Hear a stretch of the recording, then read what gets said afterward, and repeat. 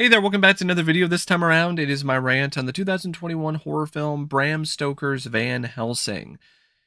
And before I drive a stake through this film's heart, behead it, and light it on fire, I want to give a special shout out to Daniel for requesting this video. And if there's another film, TV show, or topic that you would like to see me discuss in the future, feel free to donate to my PayPal. The link will be in the video description down below, and I will try to get to it as soon as I possibly can.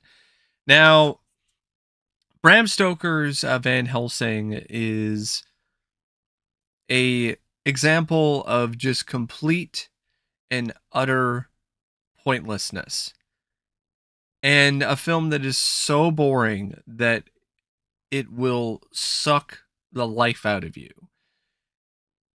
This is one of those movies where nothing happens for the majority of the runtime, and what does happen really isn't anything that's that noteworthy or interesting. It's a film that honestly only exists because streaming services are content farms and need something to put on their streaming platform to replenish it and to fill the queue. That's it. That's the only reason why shit like this exists.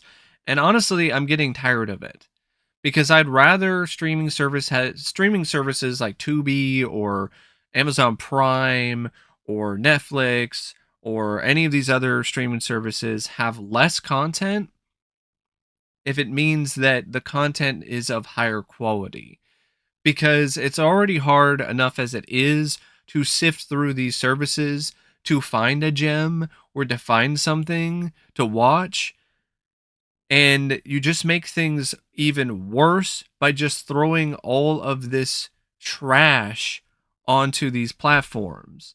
And this film is just another piece of garbage that was made for the cheap and put out on one of these platforms so some unsuspecting poor soul would click on it one night and have to suffer through it uh, because of the fact that, oh, well, I haven't seen this one yet.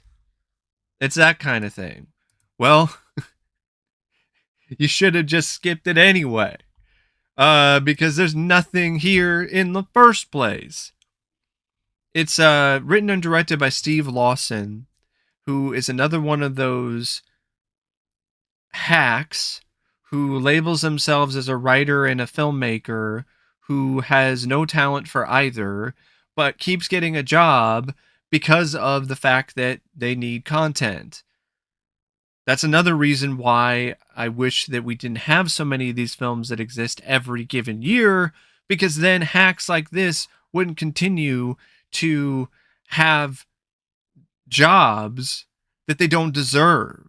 I'm sorry. I feel that if you're going to be a writer and a filmmaker and you're going to make movies and you're going to write films, you need to at least be adequate. This guy isn't even that. This guy is terrible. He's terrible at directing and he's terrible at writing. He's not good at either of these things. So to me, him getting these opportunities is taking away opportunities from somebody who actually could be legitimately decent at either one of these things. And they're not being given that opportunity to test things out and to get their growing pains, because hacks like this keep getting the work that they haven't really done anything to deserve. Unless this is just a guy who just funds his own films, and if that's the case, that's another problem entirely. But yeah, the direction in this is anemic, it's boring, it's just as bland to look at as the majority of the film is when it comes to the acting, the cinematography, the production design, uh, and anything else involving this amateur hour production. The direction at times tries to be a little different in terms of throwing in an angle at one time or maybe two if you're lucky, but it's not even during a scene that really emphasizes the sequence or creates a certain mood or atmosphere. It's just a scene of people talking, and the camera is tilted for some reason. Like, this guy delivers bare minimum filmmaking. Like, he just sets up a camera and then has people act in front of it, and doesn't even do a good job getting consistently good performances out of these actors either. So it's not like he's even remotely good at that part of directing. And yeah, when it comes to these horror scenes, the sequences involving these vampires and stuff like that, they're not scary. They're not intimidating. They're not anything remotely good. They're completely toothless. They're not sharp.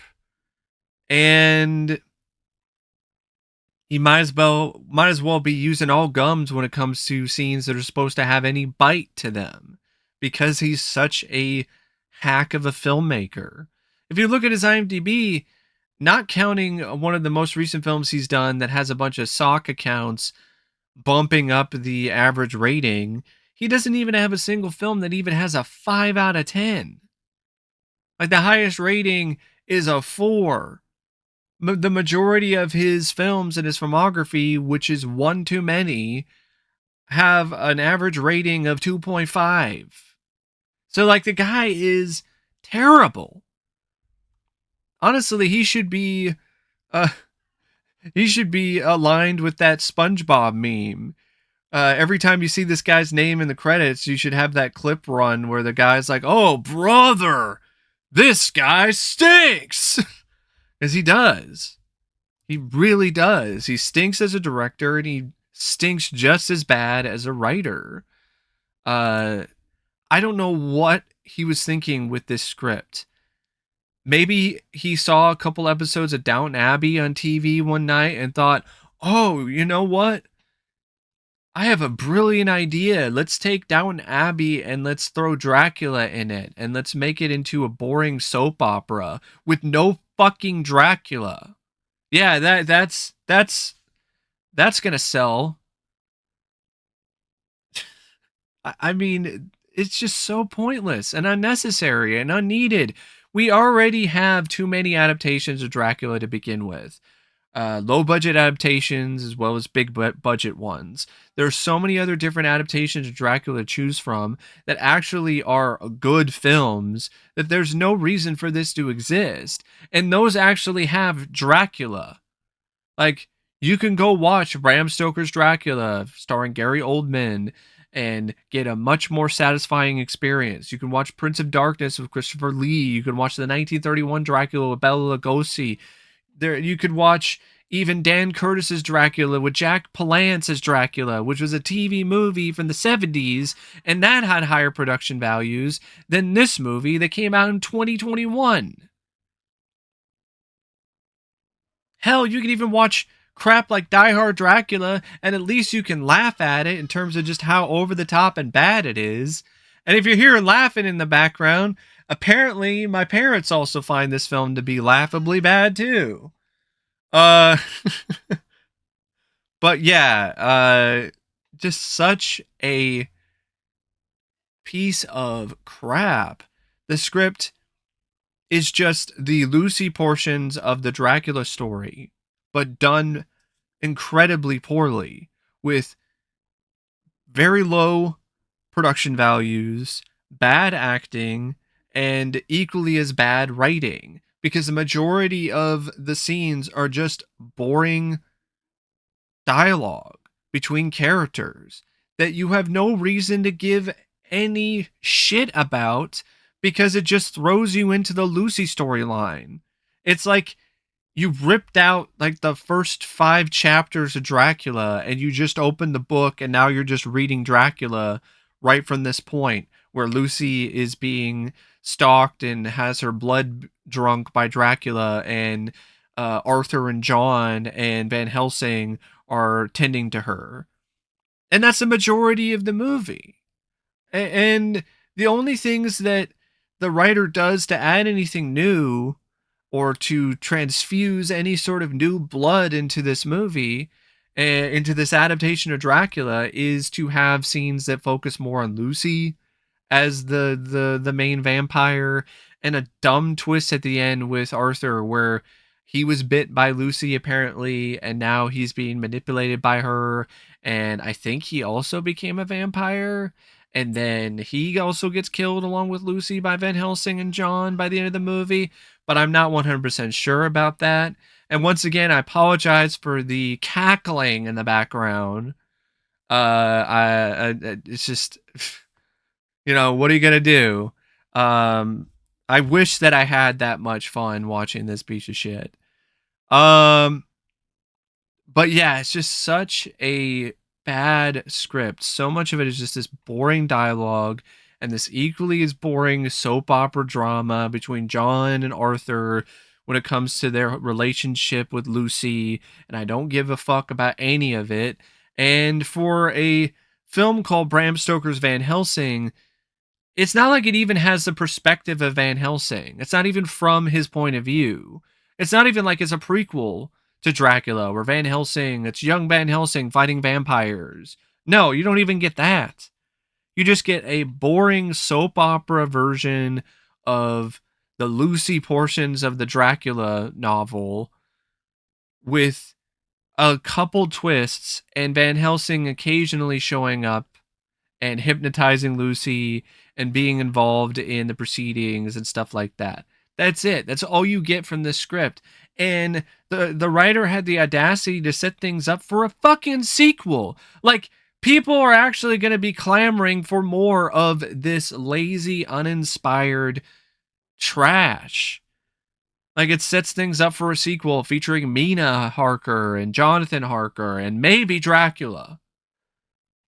And I'm like, who the fuck would want to see that after sitting through this boring, insipid shit? And speaking of shit, the acting also stinks and is just totally rank. Charlie Bond is Lucy Westenra.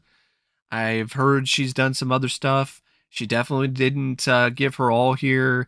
This doesn't really showcase her acting ability very well because it seems like she doesn't have one iota of it based on her performance in this. It was so unconvincing.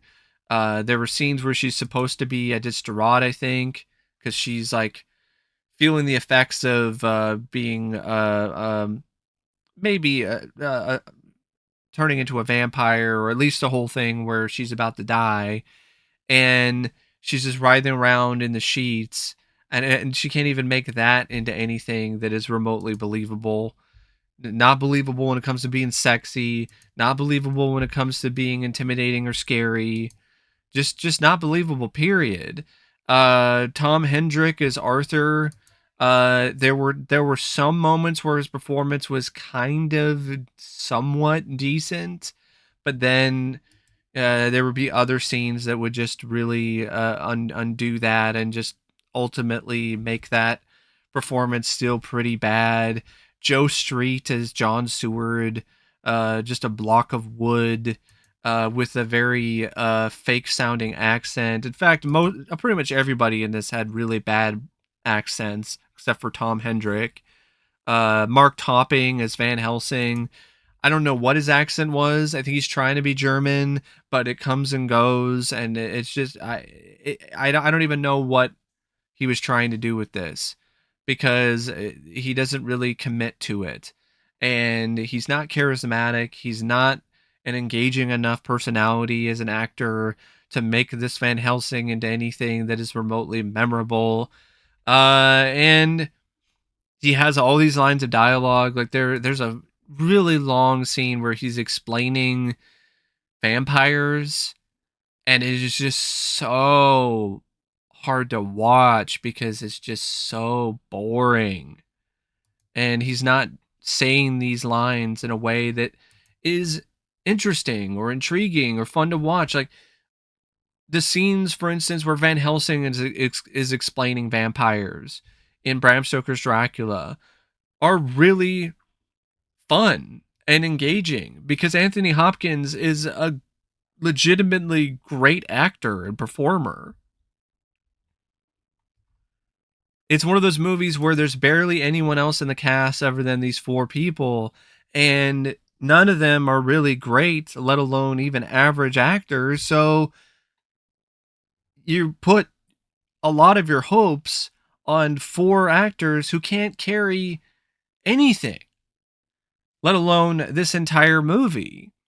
It's like you just picked up some actors from your local community theater and placed them in front of a camera and gave them some money or some free craft services and then decided to make a movie. That's what this really plays out like. That's what a lot of these performances come across like in this film. And speaking of amateur, the score for this is just stock music. It's generic stock music for trailers or for YouTube videos that they got off of Creative Commons or Free Music Archive. And what makes it even more upsetting is that there are certain parts of this score, which I don't even honestly want to call it that because I don't think this has a composer because it's just free music. It's blatantly obvious that they just used free royalty music. You know, royalty free music. Sorry, I got things backwards. That's just what happens when you talk about a movie this bad. And yeah, they repeat the same track over and over again. And I'm like, oh my God, like this film is already hard to watch. Now you're repeating the same track again and again. You're making my ears bleed. You're making my ass itch. And then you have like music stings that come in every now and then. What honestly, not now, every now and then. It seems like every other scene there's a music sting and a fade to black. Like, what? Is this a commercial break? Are you setting things up for a commercial break? Was this movie made for Quibi? What the fuck is this? Why do we have these music stings that happen at just so many sequences that really don't need to be there? It's just awful. And the cinematography is cheap and bad. The production values, what production values? What art direction? They shoot most of the film in like maybe two rooms, maybe some outside establishing shots. There's even one scene of a train that is clearly a model train. That's how cheap this film is. Oh, how about the great visual effects in that one scene where there's this one Victorian era hooker who's on a bridge somewhere and it's clearly shot entirely with a green screen. How about that? I mean, there's already so many things that take you out of this film, and then you get that stuff on top of it. It's just so bad. Just piss poor production values, just bad acting, bad directing, bad writing. Everything about this film sucks. Literally. So, I really don't know what else to say about the film except please, for the love of God, avoid this movie. Don't watch this shit. Uh unless somebody, I guess, pays you. That's the only reason why I would even say it's even remotely worth subjecting yourself to if you get some sort of compensation for it. Otherwise, don't bother. There are so many other vampire films that are so much more satisfying, so much more enjoyable, so much more interesting. The Lost Boys, 30 Days of Night, uh, even the vampire segments in Waxwork are better than anything in this fucking movie. If you even want to call it that, it's barely even a film. It's an hour and 20 minutes, and there's barely any scenes with vampires. There's no fucking Dracula. I'm going to repeat that again because there's a Dracula adaptation that has no Dracula in it. Like, they thought that that was a genius concept. Like, yeah, that's exactly what audiences want to see. Another Dracula adaptation, but this time with no budget and bad acting and bad production values and just pathetic direction and writing, but also no Dracula. But yeah, I just say no when it comes to Bram Stoker's Van Helsing, just say no because it's just bad.